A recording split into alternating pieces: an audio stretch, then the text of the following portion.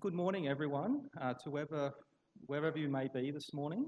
We've had a slight change of plan with our orientation session, and we were hoping to have many of you here with us in the room, but unfortunately it hasn't worked out that way.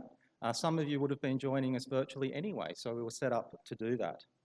My name's Michael McNamara. I'm hosting this College of Business, Government and Law orientation session.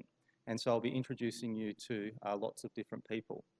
To begin with, a short video with a welcome to the university from the Vice-Chancellor, Professor Colin Sterling.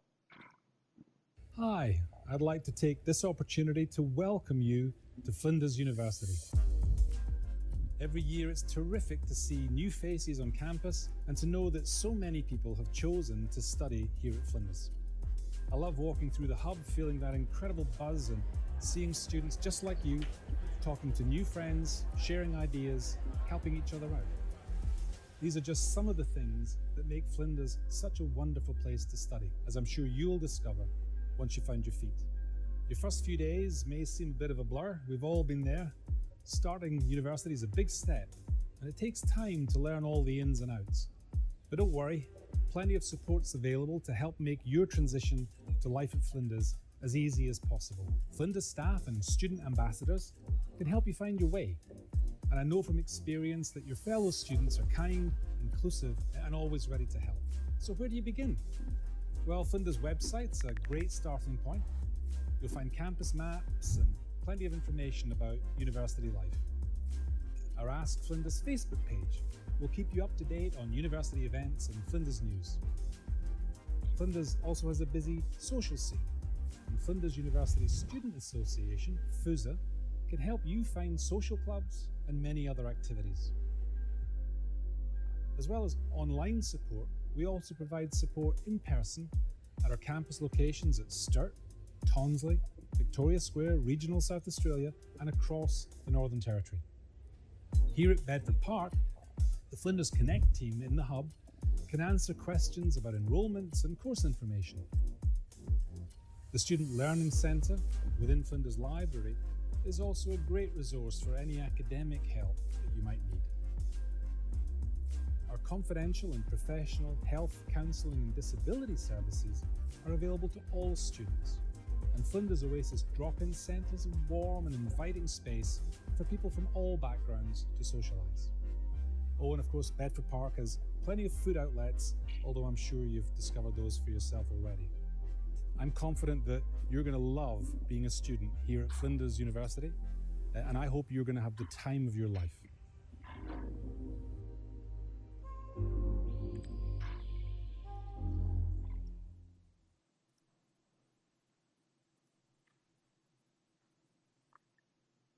All right, thank you to Professor Sterling for that welcome. This has got to be the most intelligently located room space on any campus, anywhere.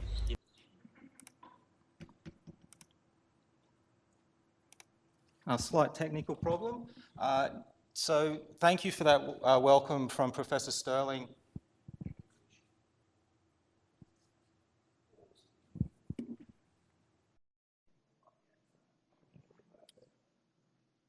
Welcome back. Sorry, we had a brief break there because we had a technical problem, and it may be that you're actually now watching the recording in replay if you've been unable to live stream it. So unfortunately, because of the current circumstances today, we didn't have you in the room to ask questions, but we still have the ability to communicate with you via Slido. So what you can do if you want to post comments or ask questions is go to slido.com and you use the hashtag VGL_welcome, and you'll see there that there's a few icebreaker questions where you can tell us how you're feeling about certain things, and there's an open-ended section to ask questions, and we'll also be asking you to complete a little feedback questionnaire at the end of your discipline sessions. So that's just a hello from me, Michael McNamara, who will be hosting this session. We've had our welcome to the university from the Vice-Chancellor, As you'll see, we have a fantastic campus here at Flinders, and we do hope to see many of you on campus.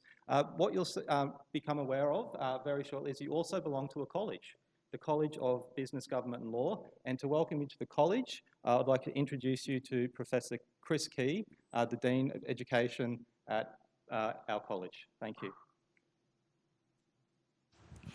Thank you, Michael, and welcome everyone on behalf of the college. I'd like to begin my welcome by acknowledging that we are meeting today on the lands of the Kaurna people. Flinders here in Bedford Park is located on their lands, but Flinders is a much broader institution. It doesn't just rest here. We span the country, particularly up the central north corridor. And so I'd like to also recognise the Indigenous nations and the different lands that Flinders is located on. And indeed, given we are probably all spread around the place just now, to also invite you to recognise the Indigenous lands that you are currently located on as well. Thank you for joining us in this somewhat unusual but perhaps new normal way, where we find out less than 24 hours before an event that we're switching entirely to an online approach. That's a challenge for everyone, and it's particularly a challenge for you when you're starting your studies. We very much appreciate and understand the uncertain environment in which this creates. But at the same time, it is something that we are now all familiar with, and we all have ways, particularly at the university, we have ways of addressing and accommodating. There will be the technical glitch from time to time, as we encountered just before, but we can overcome them. And one of the focuses that we've got at the university is very much on ensuring the continuity of your learning, whether you're starting or continuing, but also ensuring that you still get a fantastic student experience. In the video that the Vice-Chancellor, that we had of the Vice-Chancellor earlier, which some of you might watch a bit later, you'll see that there's lots of people walking around our campus, and you'll also see what a wonderful campus it is, physically a beautiful campus. We certainly hope that very soon we will all see you in person, because we know that that's what students prefer in general. But one of the other things that students enjoy or feel are appreciative of is the flexibility in terms of the learning. So the ability to study off campus online when you need to, and the ability to come in and study in person when you want to. So we're trying very hard to manage those sorts of things.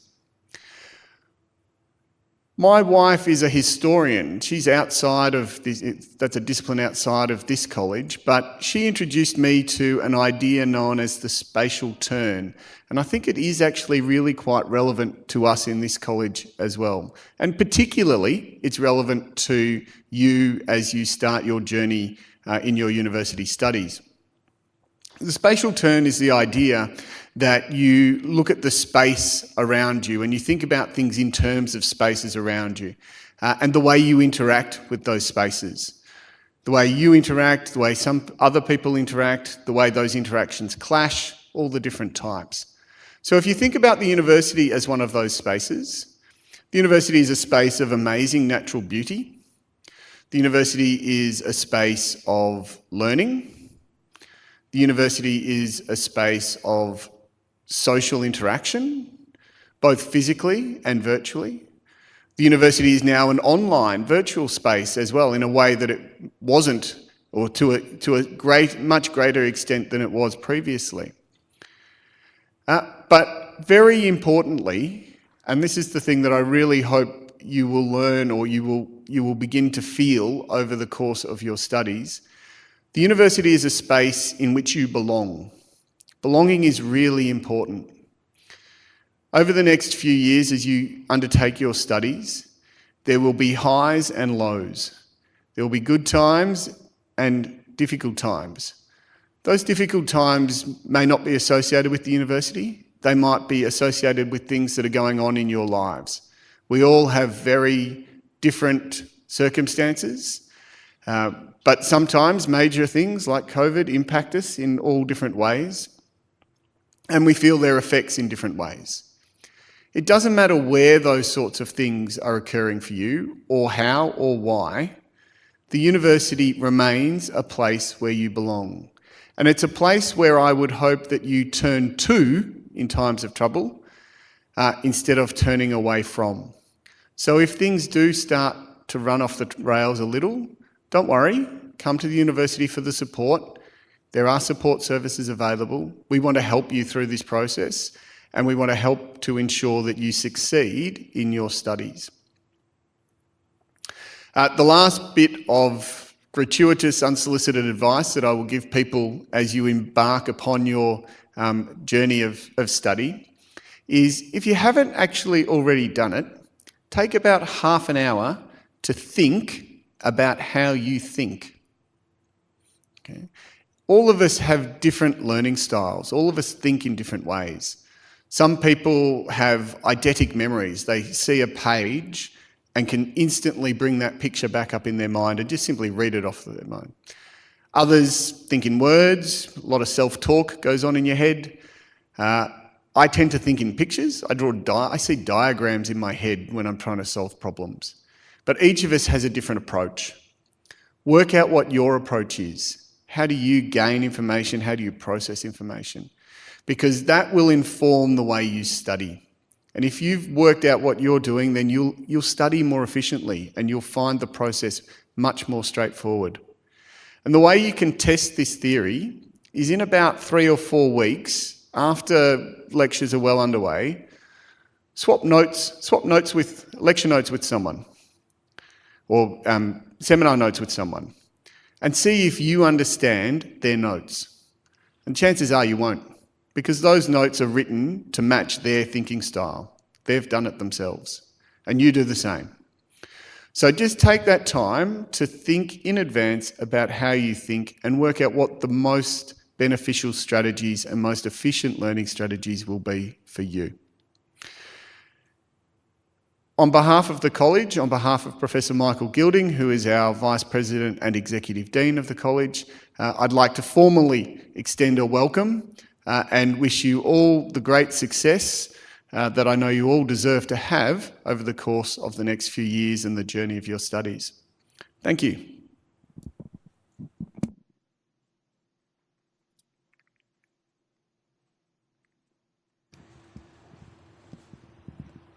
Thank you, Professor Key, for that warm welcome. Now, today we're going to be presenting a lot of information to you. And it's all geared at helping you succeed at university. Now, rest assured, none of this information is going anywhere. We'll provide a copy of the slides at the end, and there's plenty of resources to direct you in the right direction throughout your time at Flinders.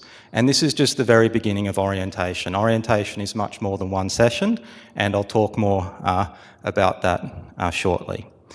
Once upon a time, people came to orientation sessions and heard war stories, and these really, there's all these anecdotal stories about how people rocked up and the lecturer said, "Look next to you," and then look the other way. And then they were told, "Those people won't be here next semester." And the idea was that you need to toughen up and make sure you study hard because you could fail. We don't believe in any of that. We're very much about helping you succeed. Ultimately, you're the one that needs to succeed and will succeed, but our whole approach here is providing you with the tools to help you succeed. We want you to succeed. It's in everyone's interests for you to succeed, and the university has all sorts of facilities and services to help you succeed. In fact, at the college, we have a student success working group, and I'm part of that group, and you'll be hearing from members of that working group throughout the session today. But like I said, there's lots of information we're going to present to give you an overview of different issues that you might face straight away, and then throughout your first semester and ongoing at your time at Flinders. And so to begin with, just to deal with some very important, dare I say nitty-gritty, but absolutely critical nitty-gritty detail, you need to be enrolled and be in the right thing, and this might change from time to time. So I'd like to introduce our college enrolment and course advisors, Samantha DiFrancesco and Janine Clark, to speak to you for about what they do. Thank you, Michael.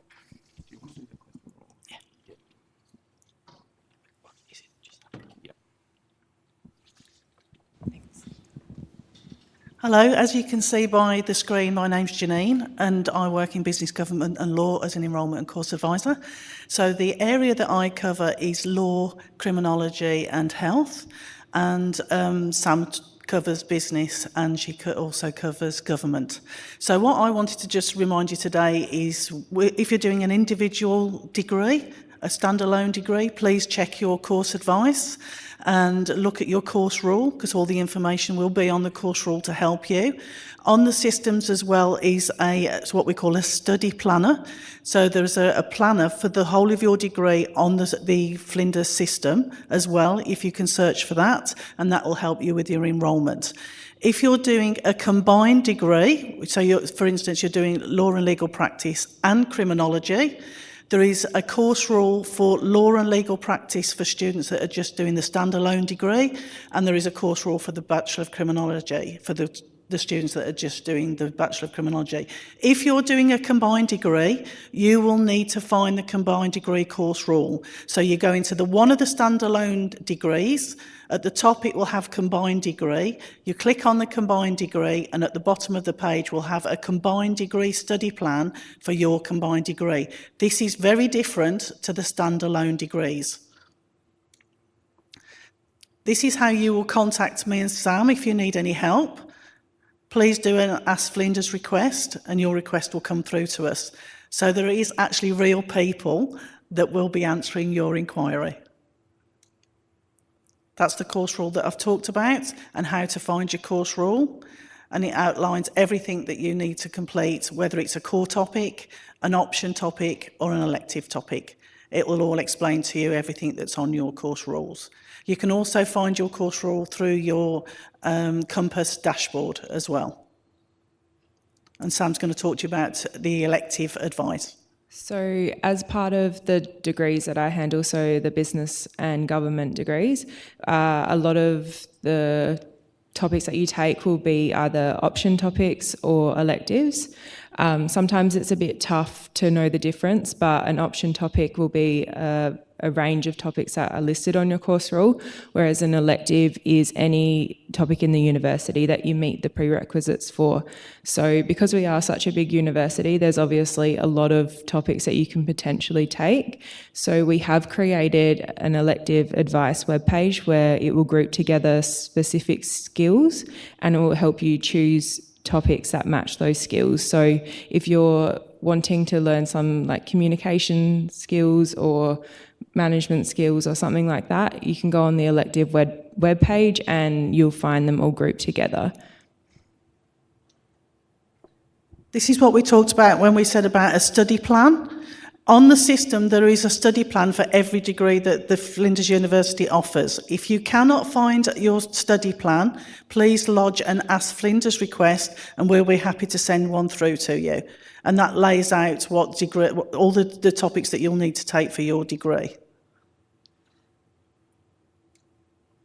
Thank you. Thank you.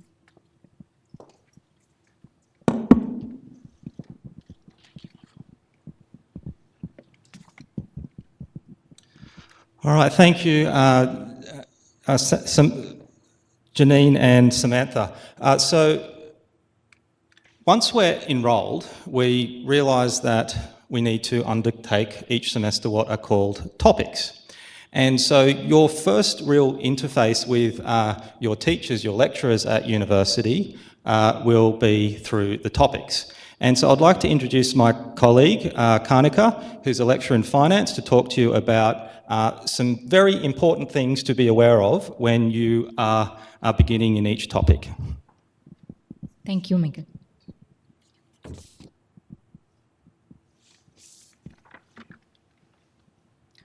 So hello everyone.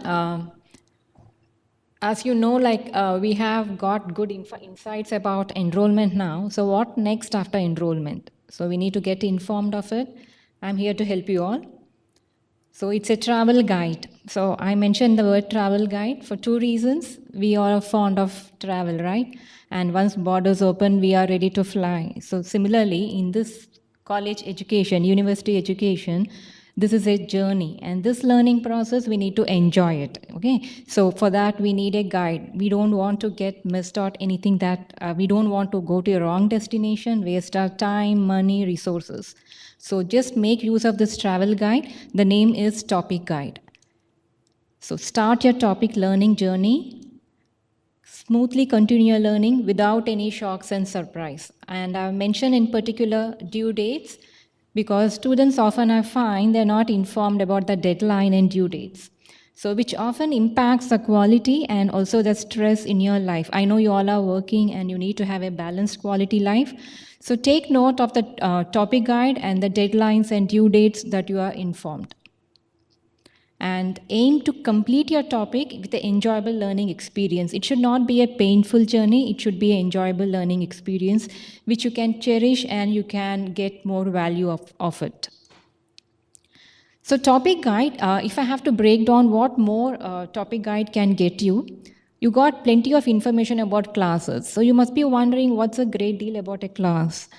With COVID all over, we know that there are various modes of classes that we are having now. So we got purely online, we got purely face-to-face, a combination of online and face-to-face, hybrid. So it looks too much for you right now. A combination looks really a big array of classes. So what you need to do first is just jump onto the topic guide to get to know what exactly you should be informed of. So you might be having your lectures in an online mode, or it should be only in a face-to-face mode. Take a note of it. And also find out what is there for each week learning. You got lots of information about each week, what to get prepared ahead of, and then do you have a deadline coming on that week, or do you have a quiz that's coming on? So get informed of all those details. So need to go to the topic guide. Not only that, the most important thing, information on assessments. This is a very important slide for all of you. You must be aware about SAM. SAM is nothing but Statement of Assessment Method. It looks like a long technical name, but it's nothing but a synopsis of all your assessments. Type of assessments, mode of assessment, any penalty you are expected to get to know, and then when can you expect the feedback of your assessment. So all these are the information which you really need to get to know from your first week of your university learning and teaching. So get ahead with all this topic guide information. Must be wondering where can you find this topic guide, okay? So I'll take you to the next slide which get you, but before that a summary why topic guide is important. So jumping on to where can I find topic guide? So topic guide is available on Flow. Now what is Flow? It's a small abbreviation for Flinders Learning Online. By now you must be having access to Flow. If not, check with your student enrollment advisors or your student team. You'll be getting all that information. Having a delay access to Flow actually hinders your learning. So this is from my personal experience with students. I have noticed that. So check on your Flow. Are you having access or not? If not, you need to work on it. And if you're having access, that's the actual starting point for your learning journey. What do? Jump onto your Flow and start accessing. Like you can see a Collaborate that's there, which is the most popular tool of our campus here. Collaborate, I say so because it is used for our teams group work. We use it for tutorials. Sometimes we use it for lectures. We use it for instant meeting students. Jump in and have a meeting. Multiple users, okay? So what you need to do is just click on that Collaborate and explore, because I have seen for first year students, I've noticed even after a couple of sessions, they're unable to know where exactly is Collaborate course room. Sometimes I get a mail, Kanaka, can I have a quick chat? I say, yeah, sure, we can jump on to Collaborate course room. Immediately the question comes, where is that available? Which room? So there comes my second understanding that you're not exploring well. So Not to be fearful of anything. Nothing goes wrong. Just keep clicking here and there, and you get to know things that which you never known or informed of it before. So collaborate course room, most important things which starts for you from your week 2. And your topic information, you can see with the welcome note there. So that's something very important. You need to go there and click on it. You cannot avoid saying that I'll be doing that in week 3 and week 4. By then you must be very late. So you need to do it from week 1 onwards. These are few pictures that I got for you. Sometimes students are not clear where e-reading is available. So it's important that you have to click the readings. You got the textbook, e-textbook, and you can refer your textbook content wherever you are and whatever you're doing. You're not able to have a physical copy, library closed, or there's a shutdown. There's not to worry at all. You got your basic readings, your required textbook, your recommended textbook, as well as additional e-readings. So very important textbook and very important page that you need to explore. This is something which is called as a discussion forum for you to discuss more in detail about your queries that comes up in your topic.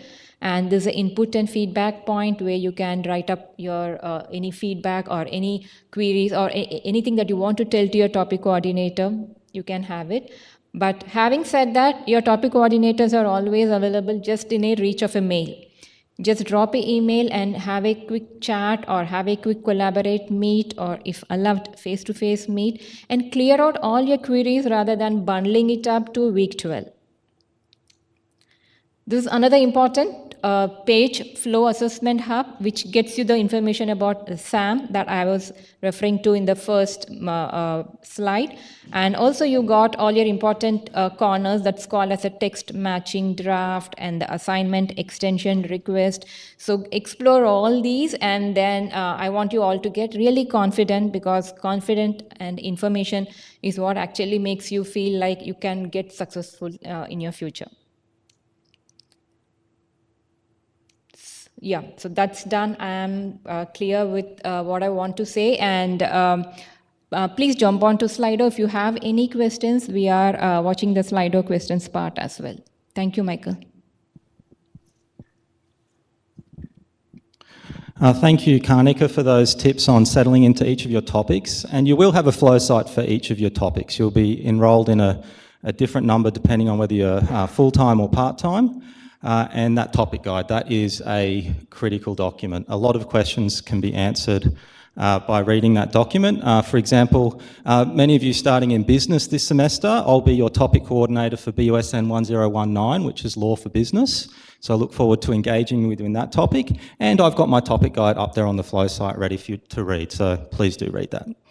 Now, you will find, though, that you'll have all this information, but at some point you actually need to settle into a routine and study and do some work and still live your life. And so I'm going to pass over to my colleague Raj to talk to you about that briefly.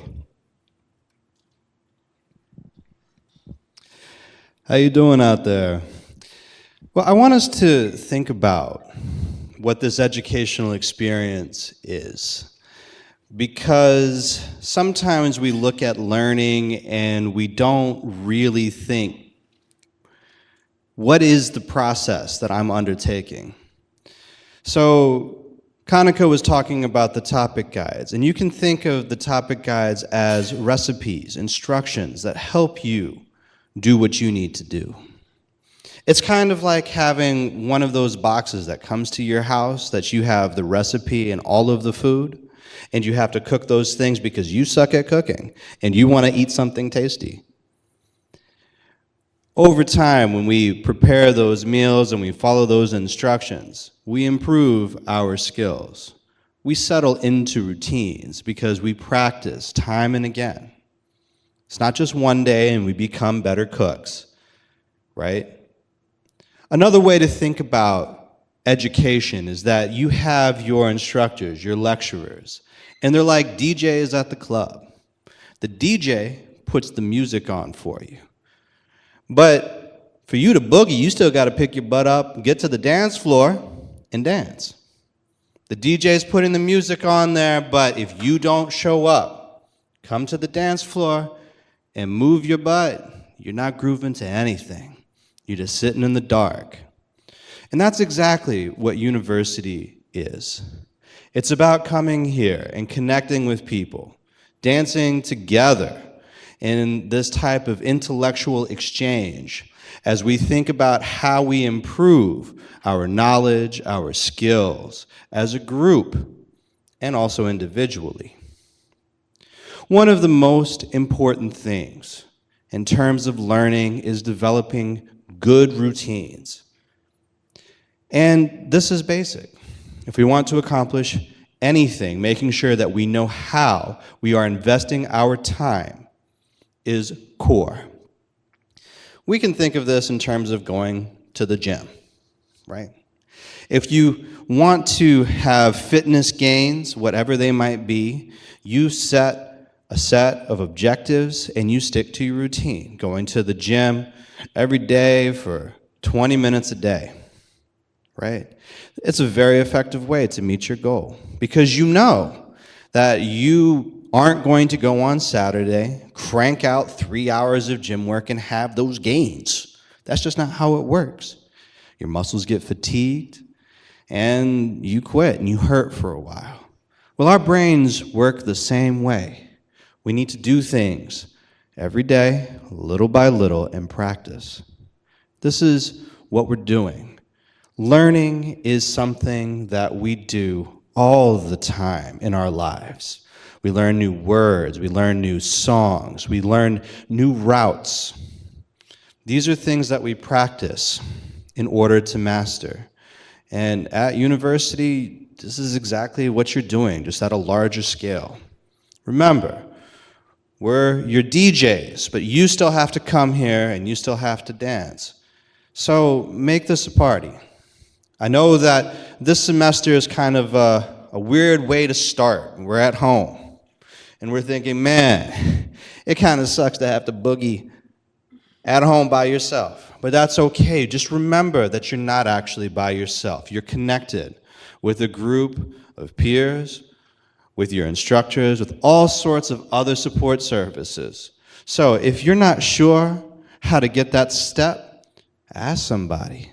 They'll connect with you. They'll help you through these processes. Every year, I have students who run into some difficulties and they say, hey, I didn't know that there were all these things that I could ask for. Let me just tell you this.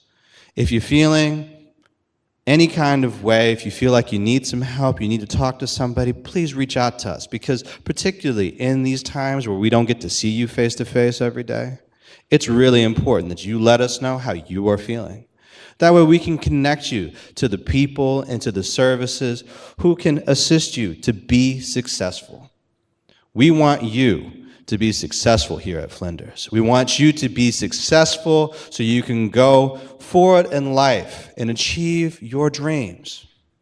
But it all starts with coming here and making sure that you dance. Thank you.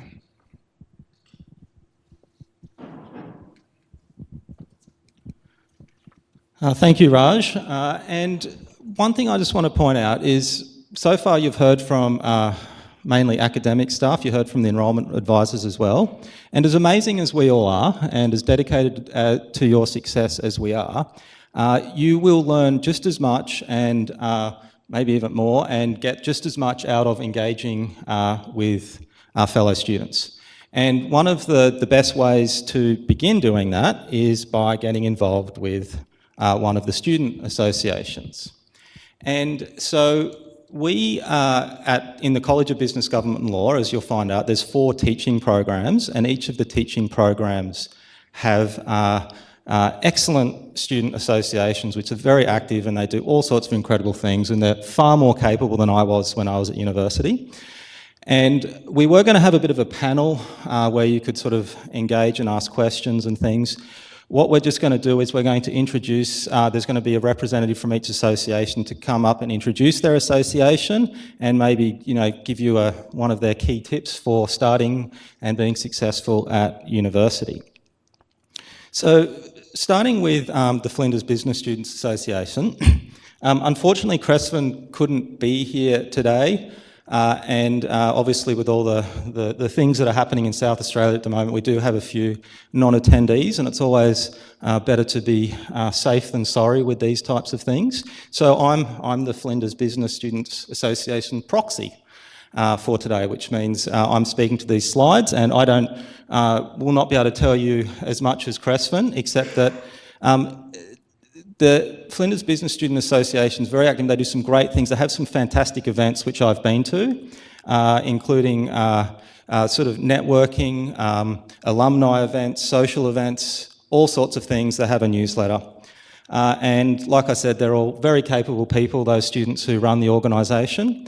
And so it's really just a matter of getting involved. You can sign up, keep an eye on communications and get involved.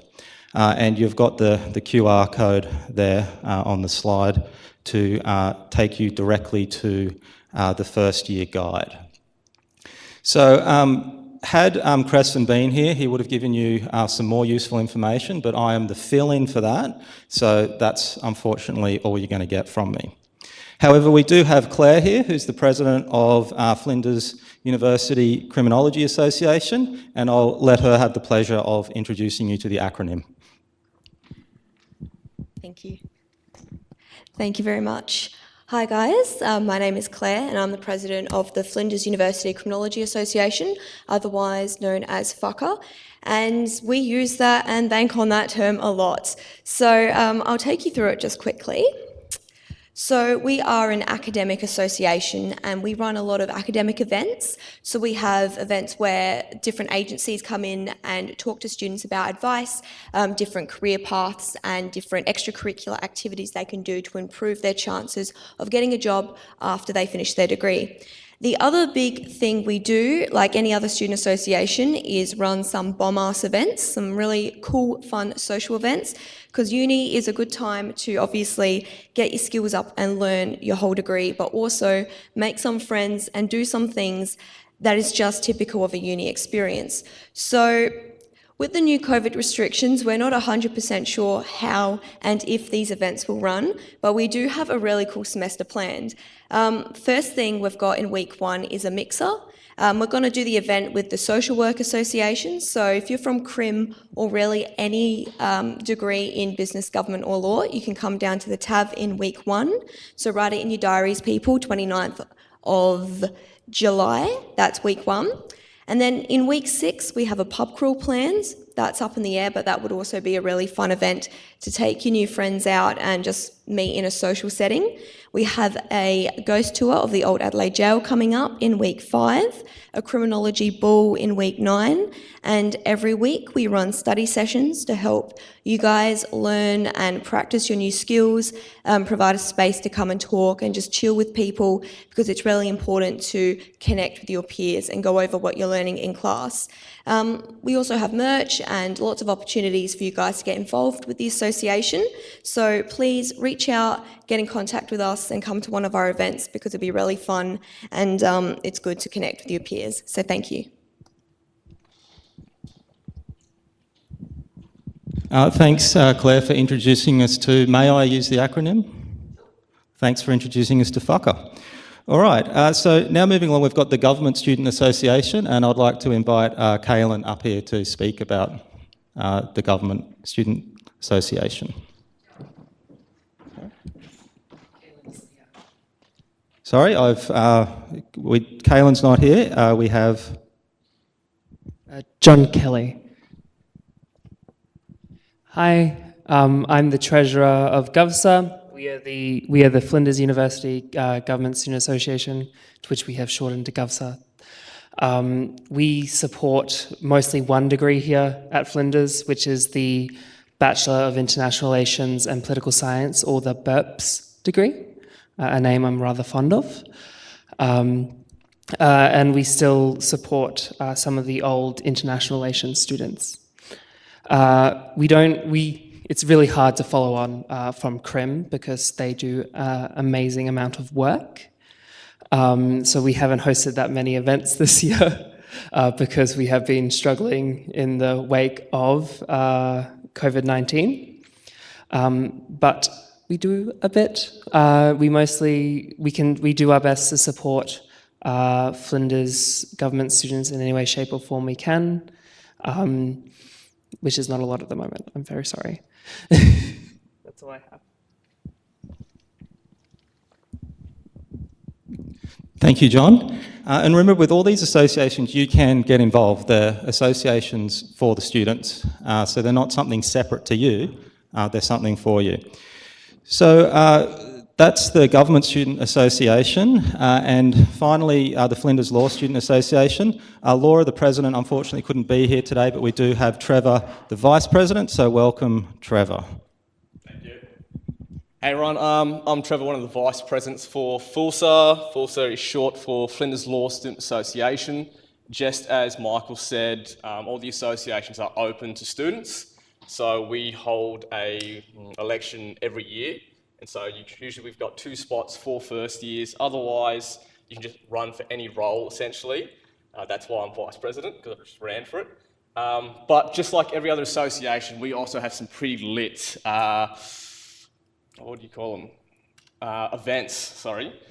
And so we've got the law ball, so if you want to really get dressed up, you know, have a couple drinks and meet the entire cohort, we have that in semester 2.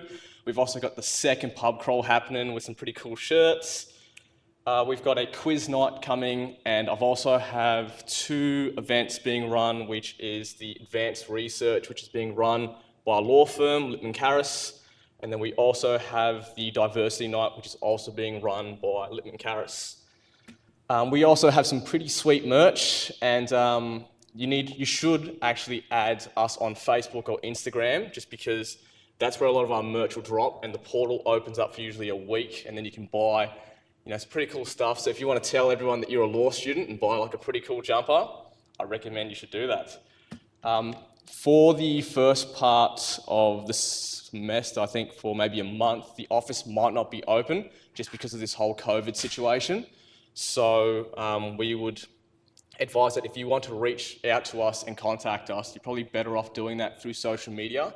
So that's why we promote you should add, you know, our Insta or our Facebook. And also the last part that I have is get involved in the competitions that we run. Some of the big ones is the first year client interview and moot. That's one of the biggest ones. If you want to really develop your skills as a law student or as a professional, we advise that you get involved in this. We run this as an association, and it's actually really good fun. I take part in all of them, so that's that, and that's all I've got. Thank you.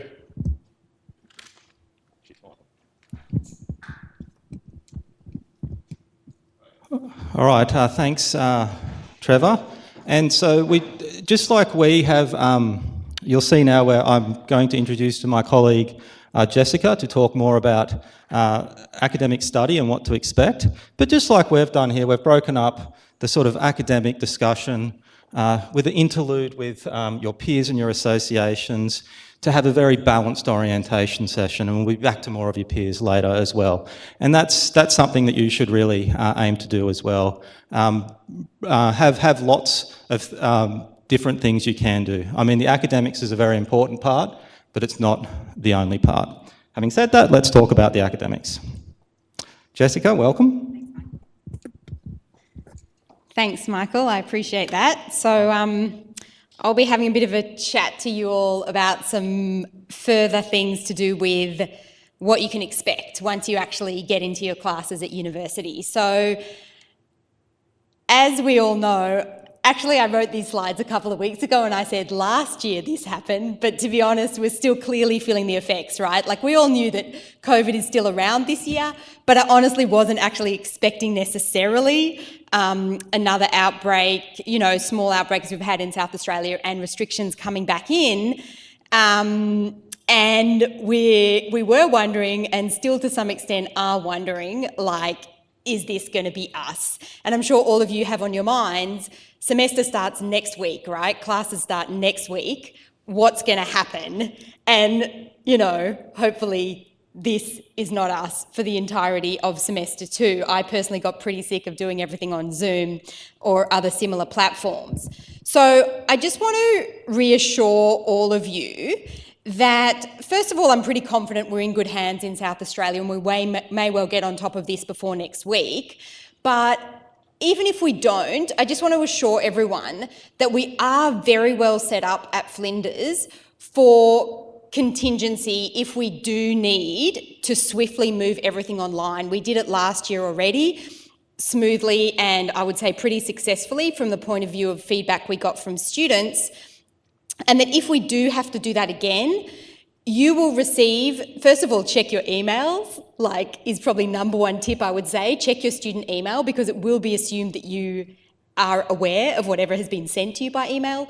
You will receive emails from various people at the university if something has to radically change in terms of how we deliver classes next week. But we are set up, you will have access through your Flow site to what we call the Collaborate platform, where you'll be able to go in and actually attend all of your classes online in a similar type of software to Zoom, but the one we happen to use is called Collaborate. Now, we do actually understand though that for students, it's really important to be in the classroom if you possibly can. So we want you to be safe, first of all. We want all of us to be safe.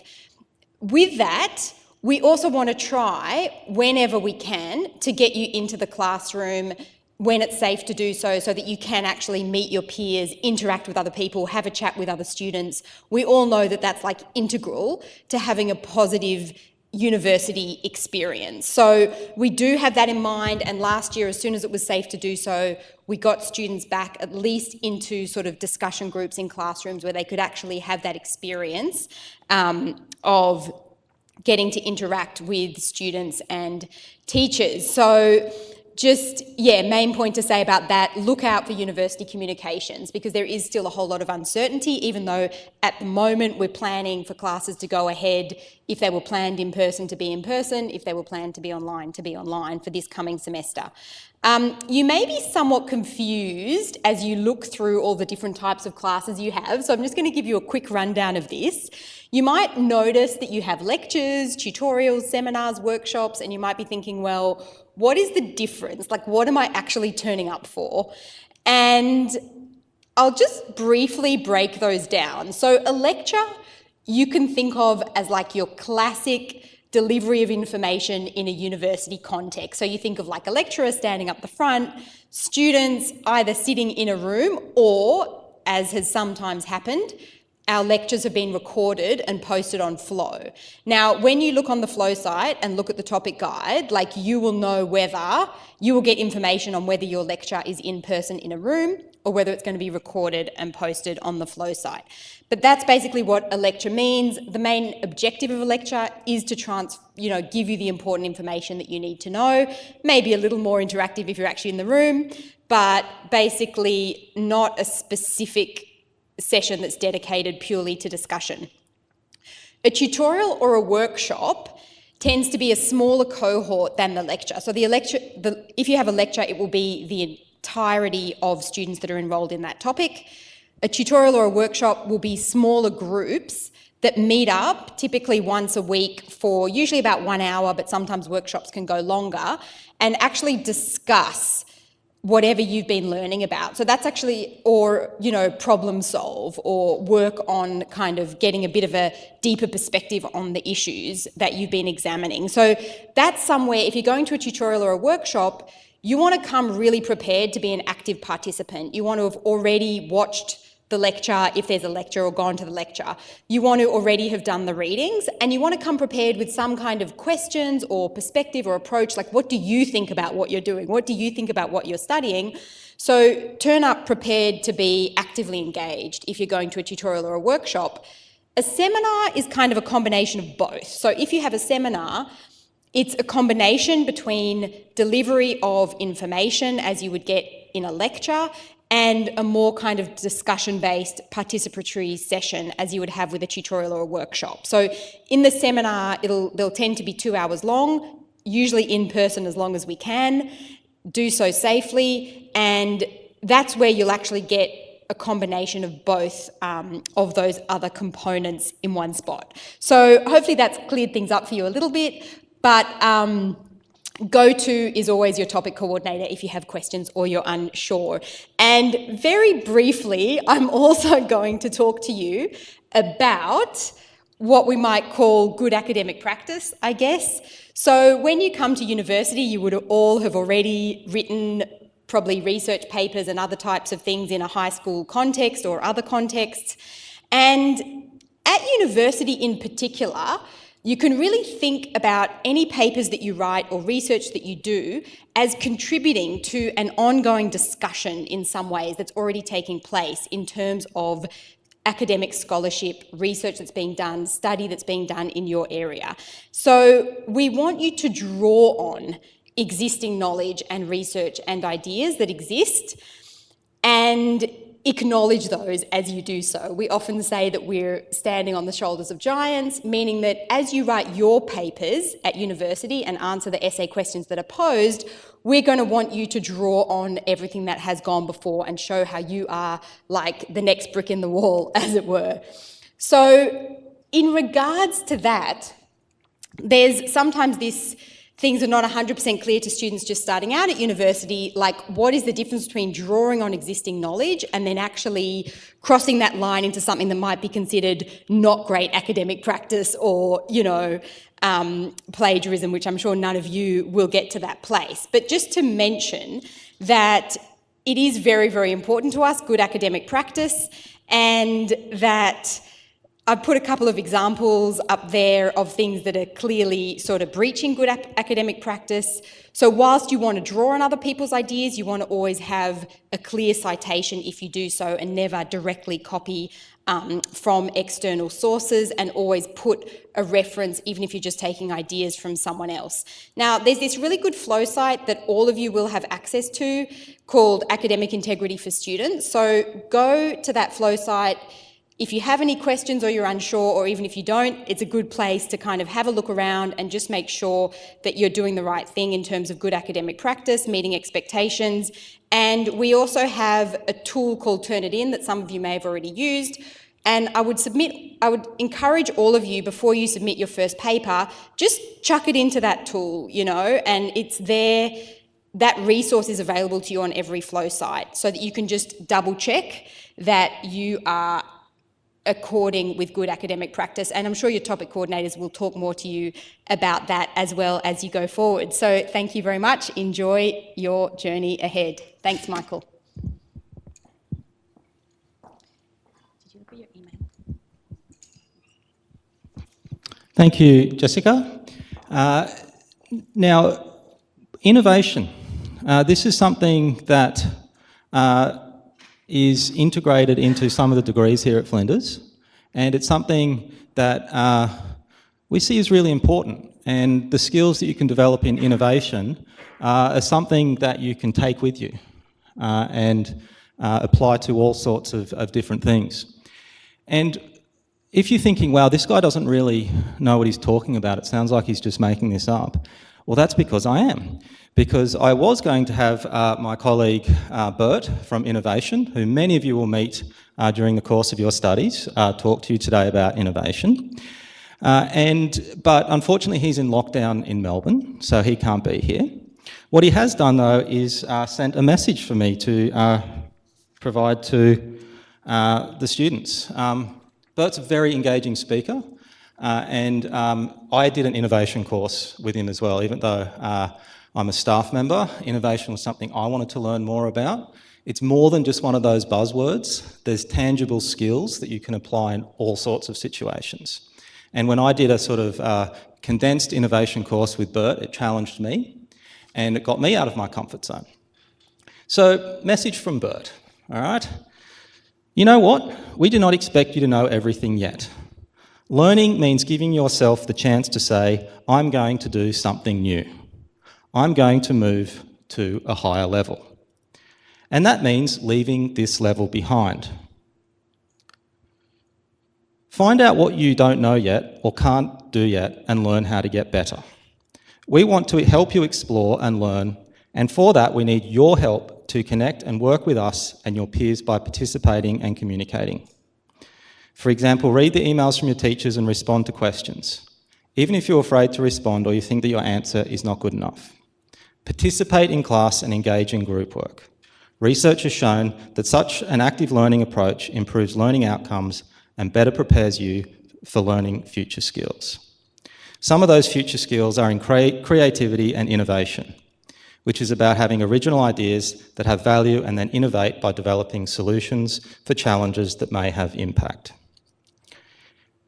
What you might want to think about is if you don't naturally feel like engaging or communicating or interacting, is think about what stops you from being creative, from engaging in class. Why would you be scared to speak up about your ideas? There's no set answers for that, but it's a point to reflect on. And I think it raises, and now this is me talking, I think it raises a really important idea about how university is a learning experience. It's not a knowing experience. It's not just come here, you know stuff, and then we verify that. It's an iterative process.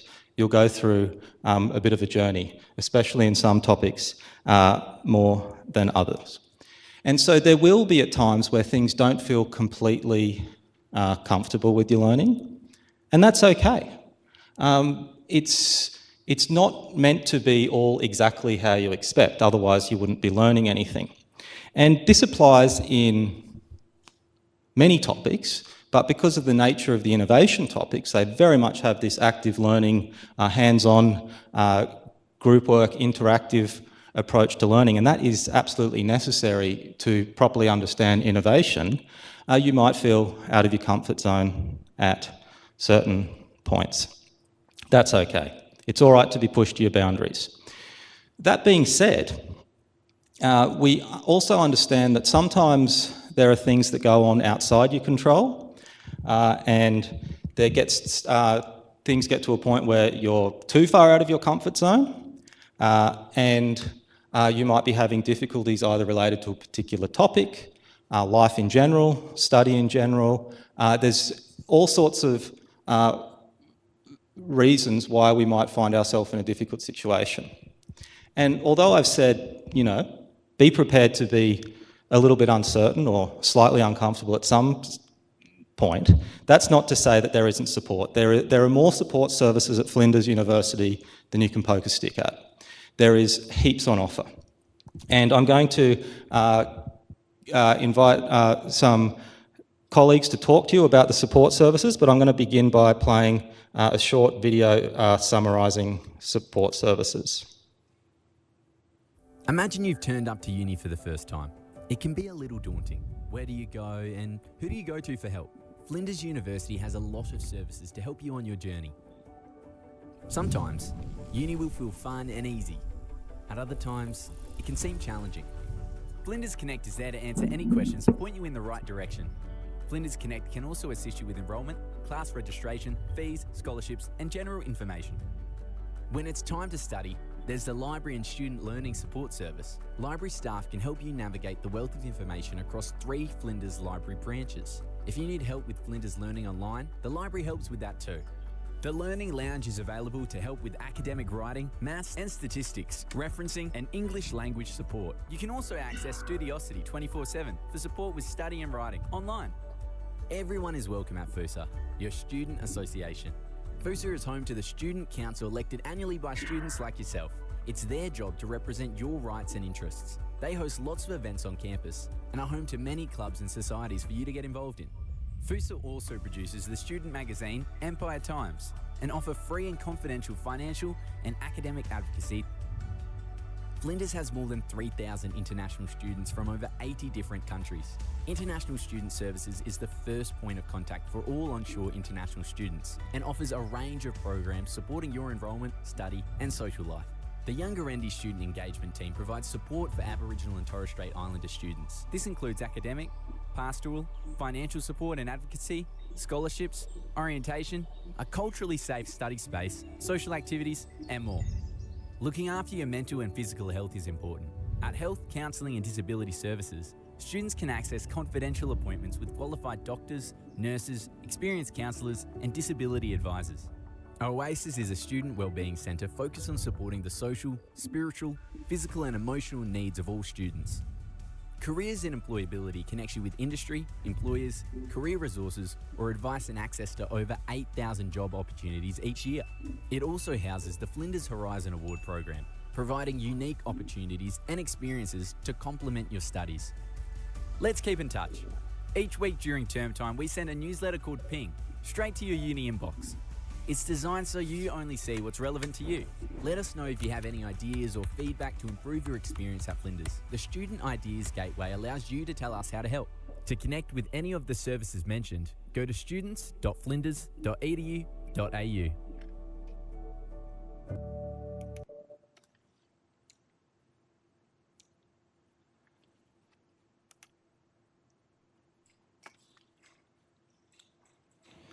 Right, so as you can see from that short video, definitely a whole range of support services. And one of the things I'd suggest as someone who meets and deals with students all the time, some who proactively go and get support where they need it and some who are reluctant to, seeking support in any way, shape or form is not about deficiency. It's not about being deficient, lacking. It's about seeking things to improve and to optimise and to succeed. So I just think we need to think of it in those terms. There's nothing wrong about seeking support. Everyone seeks support about all different kinds of things all the time. And I urge you, when needed, to take up the support services. One area of support is study support, and I would like to invite my colleague Tio, a Senior Student Learning Advisor, to speak to you briefly about the learning support services on offer. Thank you. Hi everyone, my name is Tio. I work at the Student Learning Support Service. Basically, we have a few different types of services. One is called a learning lounge. Now this is in the Central Library Level 2, Room 213. Or you can do this online through the link on the slide. It's available from Monday to Friday, 10 to 12, and then 1 to 3. Now this is an area which you can go and study. And if you have any questions regarding an assignment or any problems that you have, raise a hand and one of our advisors can walk up to you and try to help you with your problems. Now the problems could be any kind of academic problems. It could be structuring your assignments, it could be referencing, it could be understanding the assignment questions, it could be understanding grammar rules, editing, mathematics, statistics, and so on and so forth. We also have a service which is regarding EndNote. EndNote is a software which allows you to reference automatically and at the same time manage your PDFs. It is also available at the Commons Level 2 Central Library every Tuesdays from 1 to 3 o'clock. Finally, we have a service called Studiosity, which is an online service which allows students to have access to two different types of services. One is called writing feedback, where you can submit any written work up to 1,500 words each time to Studiosity and receive feedback from an advisor. Or you can connect to another service called Connect Live, which allows you to chat with an online advisor regarding any kind of academic work. So you are allowed up to 10 interactions for Studiosity per semester. We also create a lot of online resources for students, and they are all accessible via different means. The first is through your Flow site, where you have the SLSS Flow page, and it's available on the slide there too. On the Flow site, you will have study resources, where you can access different materials, like for example, how to write, different writing skills, referencing skills, use of Turnitin, interpreting Turnitin reports, how to use EndNote, how to do mathematics, and so on and so forth. The other way which you can access the resources is via your topic flow. If your lecturer has asked us to embed certain materials, support services on the flow site for your topic. For example, if you're looking at this now, this is Biology 1102, and you can see that there is a video there, which is about how to reference. So if your lecturer has asked us to embed certain resources for you, it'll be available on your flow site. The last one is that we also embed certain links on your topic rubrics. So your assignments will come with rubrics, the assessments will come with rubrics, and we will embed resources for you to have access on your rubrics directly. So your lecturer may have asked us to do this, and if they have done that, you will see this on your rubrics as well. Finally, we run a program called English for Academic Purposes, the How-To series. So this How-To series is basically a 3-week module, and it is run either face-to-face in class or online. And you get a certificate of completion at the end of every module. It is completely free, and it is open to all students, domestic and international. You can register from the link on the slide above, or you can actually use the QR code here as well.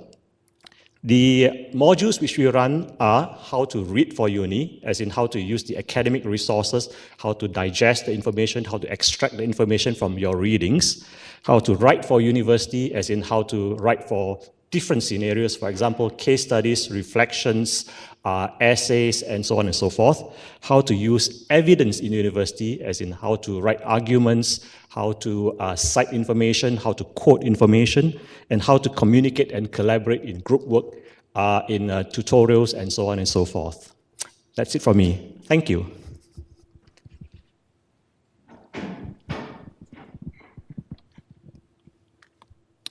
Thanks, Tio. I'll just draw your attention quickly to some other study support services.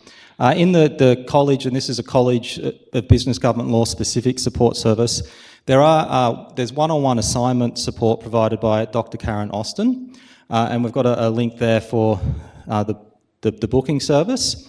And this is where you really need that personalised one-on-one help with a particular assignment, and you'll receive more information about that in first year topics throughout the semester. Now, we were going to have Dr. Lauren Butterworth here. Unfortunately, she can't make it with us, make it here today. But Lauren has created this Like a Boss series, which sort of is a really useful resource with study and wellbeing tips.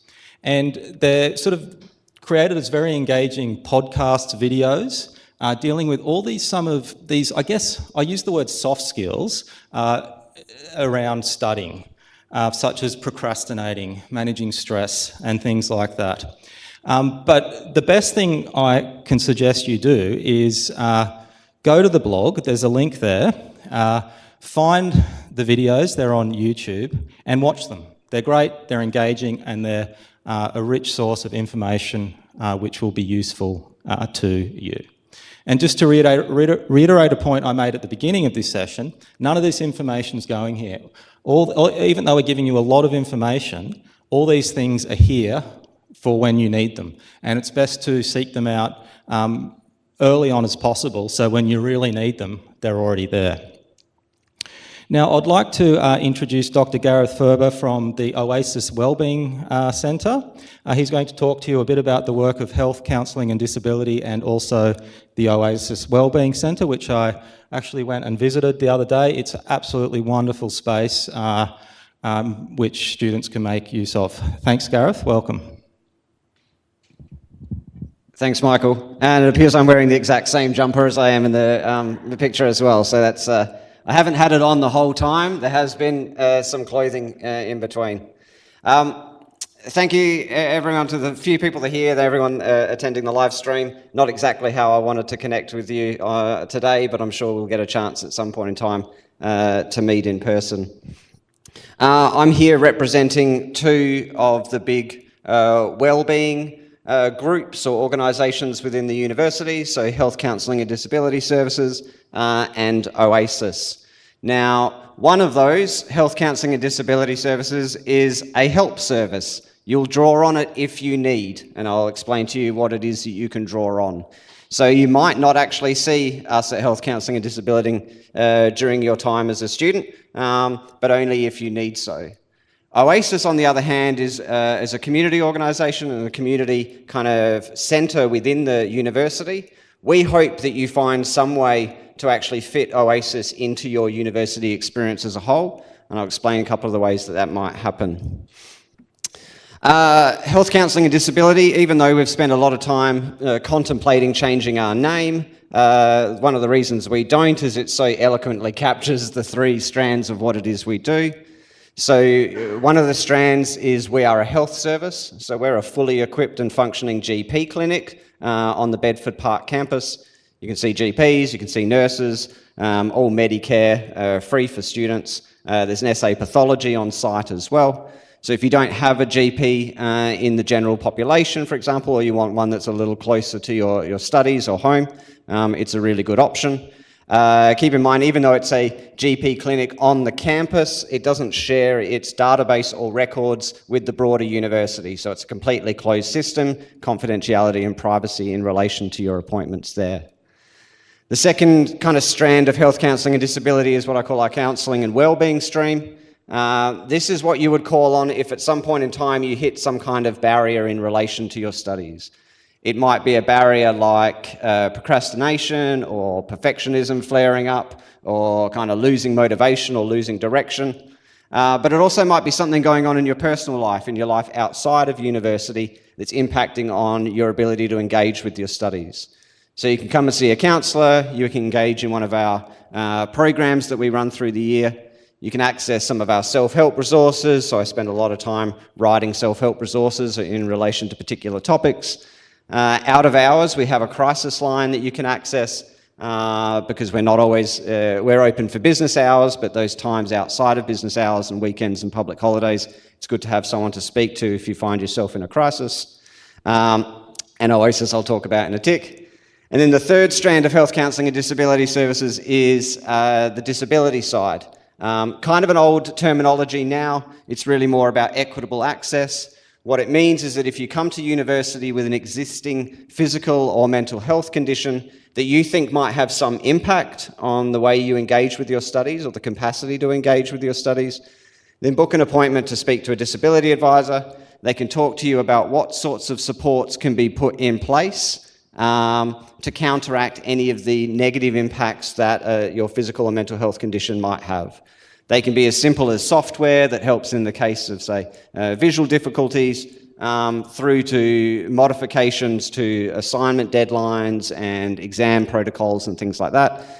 The nature of the kinds of adjustments that can be made depend a little bit on topic and things like that. But chat to one of the disability advisors if you need to, and do that fairly early on in the year. You won't be the only student, so keep in mind there might be a little bit of a wait getting those initial appointments, but once you're in, you can have a chat with them about what sort of supports might be in place.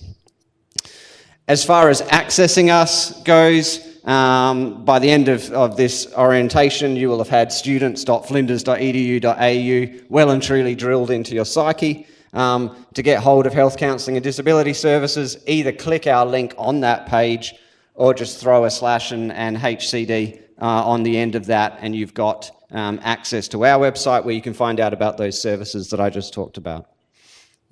So like I said, health counselling and disability is more like a help service. It's I'm in some trouble, I need some help with a health or a well-being or a disability related issue. One way to stay up to date with us, and I'm sure you're probably sick of QR codes, this is not a COVID check-in. This will take you to sign up to our newsletter, which goes out once a week. That just keeps you informed of any changes to what we provide as a service and any days that we're running programs or when we release new resources. Okay, Oasis. So whilst health counselling and disability is a service that you may never engage with us because you don't need the kind of help that we're providing, Oasis is a kind of service where I hope that you do engage with us as part of your experience at Flinders. Oasis is built on 3 principles. These 3 principles, we believe, underpin the success for many students. So one is community and diversity, recognition of the fact that a modern university, certainly Flinders University, is a multicultural place, and we gain a lot from that process, and we do a lot of activities and events that bring together students from different cultures to share their knowledge and their learnings and their history. Faith and spirituality, we recognise that students bring with them existing faith and spirituality, but also faith and spirituality is a journey that many students start when they get to university, thinking about the bigger picture, meaning and purpose and connection to a higher power. And we like to organise events in relation to that, and we have chaplains available that you can talk to at any time. And then mental and physical wellbeing, so looking after our physical health and our mental health as a core component of achieving well academically. OASIS runs a range of programs. This is just a selection of the ones that have run in recent years and recent months. Conversation groups, there's volunteer programs. You can come and learn about mental fitness with me. You can do mindful yoga with Maureen. You can learn studyology or mindfulness or become a wellbeing ambassador. There's not the expectation you do all of them, to be clear, but it would be great if during your time at university you get to engage with at least one or more of these programs.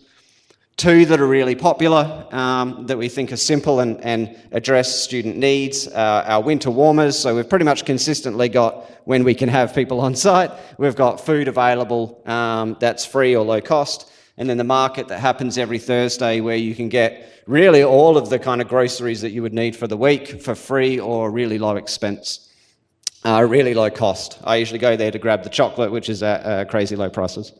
Don't tell them that. I sneak in with a whole mask and the whole. Students love the OASIS experience. Admittedly, we took a hit during COVID because of attendance at the centre, but it's really provided a home away from home for many students. And even for domestic students, the campus location or even the online locations can just be places to hang out when you've got a quiet moment between sessions or when you just need a moment between lectures or tutorials. I'll finish off with just chatting about a campaign that you might see around campus and also online. It's called the Good Vibes Experiment. Simple philosophy behind Good Vibes Experiment. That's the idea that for your overall mental health and well-being, try looking to add one or two simple kinds of positive emotion-inducing activities to your everyday. The flagship product is a workbook. You'll see it around the campus. I believe all new students joining up may have been even sent one of these workbooks, so you might find it in orientation materials. You'll see me and other people talking about this campaign along the way, running workshops, doing bits and pieces. Engage with it. We'll try and do stuff on campus when we've got full access to campus again. But thank you very much for the opportunity to speak, Michael. And I look forward to catching up with everyone in some way, shape or form during their university time here. Thank you, Gareth. And just to reiterate the point too, it's a great space, the OASIS Wellbeing Centre, and you've really got to sort of go there to realise that. We're drawing to an end of our college-wide session. Shortly we'll be breaking up and moving to our discipline-specific section. So you're all part of the College of Business, Government and Law, but you're also members of a teaching program. So we'll move to that shortly, but a few things to cover off first. I want to remind you too that this is really an introduction and welcome to the college and an overview of what's available. Orientation extends for the first 4 weeks, the official orientation program. And then obviously all these services are still available throughout your time at Flinders. And so it's really a matter of you being proactive and thinking, all right, it's O Week this week, then we've got Connect Week, Skills Week, and Wellbeing Week. So Wellbeing Week's probably going to be a good one to check out the OASIS Wellbeing Centre. But even if you're feeling overwhelmed and you look at all these events, just pick one. Go to something each week. It's better than nothing. I mean, obviously go to more if you want to, but you should be thinking to yourself, okay, what can I get out of this? What's useful? And you might find some sessions more useful than others, but that's just the way of life. There's certainly something for everyone. All right, so for example, here's some of the events for next week, which is Connect Week. All sorts of different things there. You can check out all those events at flinders.edu.au/orientation. So please do check that out. You've registered for this event, register for some more. It's more than just this first week.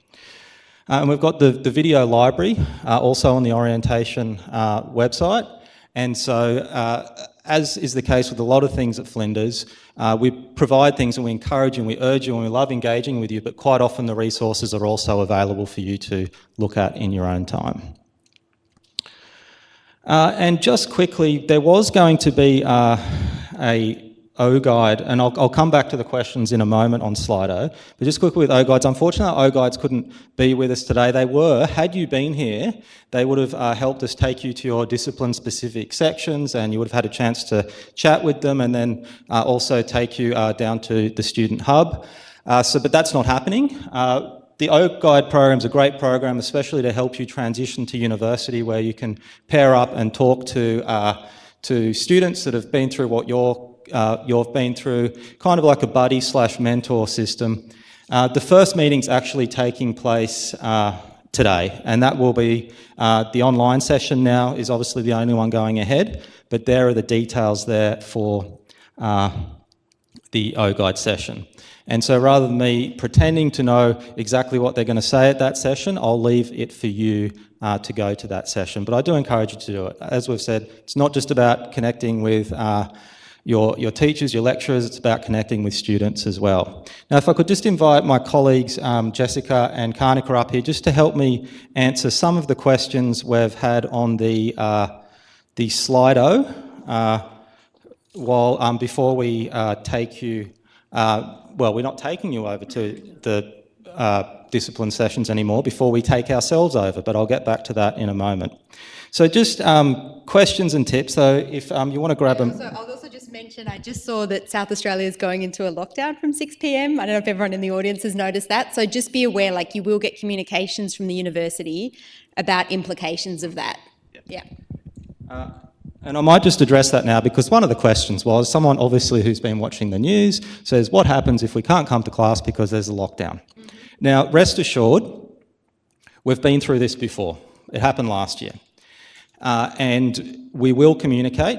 Sometimes the communication might not be instantaneous, because obviously when there's a communication from SA Health, it filters down to the university, and decisions are made fairly swiftly.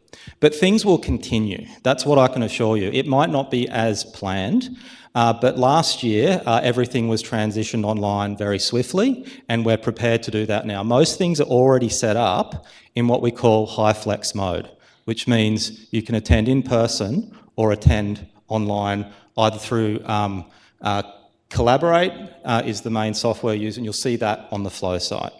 But the best thing is to wait for announcements, and this is where it becomes so critical to look for your announcements on your Flow site. You will get that information. I know as a topic coordinator, as soon as I have the information about if face-to-face classes are cancelled and I have to move online, which I'm already prepared to do for my first year topic, then I communicate that to students. So rest assured things will continue, but it might be in that virtual world for beyond just today, when those things happen, when we receive communication.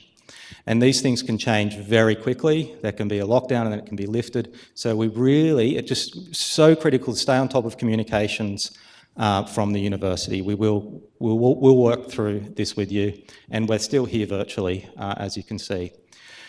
All right, so the next question is a little bit more mundane, but just as important. Do I need to buy textbooks for my topics? I've got a certain view about that. I might then pass to my colleagues, because it's a little bit different depending on topic. It really depends on what your topic coordinator tells you. Generally speaking, you should have access to a textbook, all right? Because if you're given a required textbook and each week in your study guide it's suggested that you read chapter X, Y, Z, well, you should do that, because that's what you're here to do, read and study. Is a big part of study. Reading's a big part of study. But most textbooks are available electronically through the library. So most often you'll have a choice of buying it yourself physically, buying the electronic copy yourself, or having access through the library physically or the electronic version. And then some topics don't have textbooks at all? I might pass to Jessica for some quick thoughts. Sure. I mean, if I do assign a textbook for a topic, then I will actually use that as a basis for the readings for the entire topic, and it will be one that I've carefully selected because I think it's going to be an amazing resource for you as you go on with your studies, particularly if it's a first year topic. So I will often advise, if it's that type of textbook, that you do buy it yourself, but I'll always make sure that if I'm assigning a textbook, as Michael said, that there are copies in the library that you can access. So if you don't want to necessarily or don't have the capacity to buy it yourself, they can sometimes be relatively pricey. So that's a choice that you can make, but you definitely need to have access to the textbook in that it will be fundamental to everything we're doing in the topic. I don't know if you want to add or... Yeah. I agree with Jessica and Michael, and I'm a big fan of electronic textbook as well. When I'm doing my collaborate or all those sessions, I alternatively pull on my e-textbook, wherein I can just pinpoint to students like these are the pages that you may have to write or read or make your own handy notes. So following a textbook is actually how building on your knowledge, and then which often comes to as a pre-reading skill as well.